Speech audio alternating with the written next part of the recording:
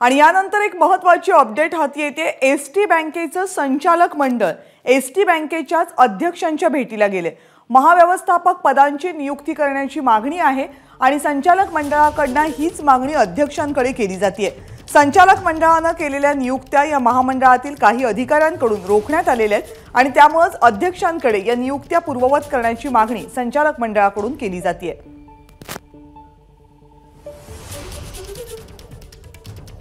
हे सगळं प्रकरण नेमकं काय आहे अभिषेक मुठाळ यांच्याकडून जाणून घेऊयात। अभिषेक,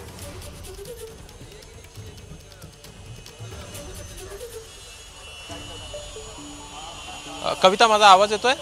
हो हो, आपला आवाज पोहोचतोय।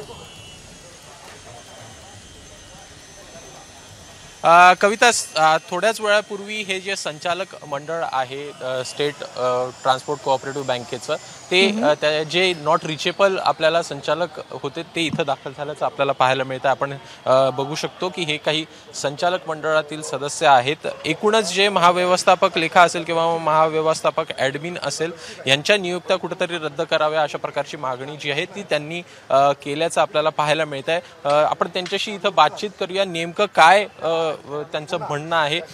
मला सांगा, आता तुम्ही इथं दाखल झालेला आहात, नेमक्या काय तुमच्या या संदर्भात मागण्या असणार आहे? आमची मागणी एकच आहे की बँक कशी सुरळीत करता येईल। आज त्या बँकेच्या जीवावरती संपूर्ण कर्मचारी अवलंबून आहे आणि कर्मचाऱ्याच्या कष्टातून ही उभी राहिलेली बँक आहे। ही बँक कोणत्याही प्रकारे डबघाईला आली की येऊ नये यासाठी आमचा हा प्रयत्न आहे। प्रश्न असा आहे की एवढे दिवस तुम्ही नॉट रिचेबल होता, कुठं होता तुम्ही? का कोणाला सांगून गेला नाही की स्वतःहून तुम्ही गेलेला? तुम्हाला कोणी किडनॅप केलेला? काय नेमका प्रकार होता? बँकेच्या संदर्भात आमचा अभ्यास तोकडा असल्या कारणाने आम्हाला परिपूर्ण माहिती नव्हती। आम्ही नुकतंच संचालक झालो होतो आणि त्या बँकेच्या अभ्यासक्रमासाठी आम्ही मोठमोठ्या चांगल्या तज्ज्ञांची भेट घेण्यासाठी बाहेर होतो। यासाठीच आम्ही नॉट रिचेबल होतो। कोणाकोणाची भेट घेतली? कुठे कुठे गेला होता? आमच्या म्हणण्याप्रमाणे आम्हाला योग्य वाटलं त्या लोकांची भेट घेतली आणि मार्गदर्शन घेतलं।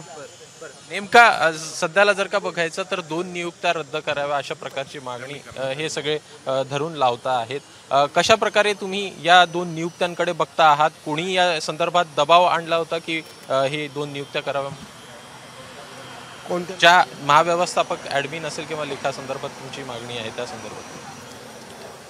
महाव्यवस्थापकांची जी नियुक्ती आहे आता आम्ही पाहणी करायला गेलो बँकेमध्ये तब्बल 1.5 महिन्याने आल्यानंतर, तर आज सहकार खात्याचा ऑडिट तिथे सुरू असताना बँकेच्या जबाबदार व्यक्ती दोन्ही उपलब्ध नव्हत्या आणि गेले त्यांचं हजेरी मास्टरवरही कुठे नाव नाही।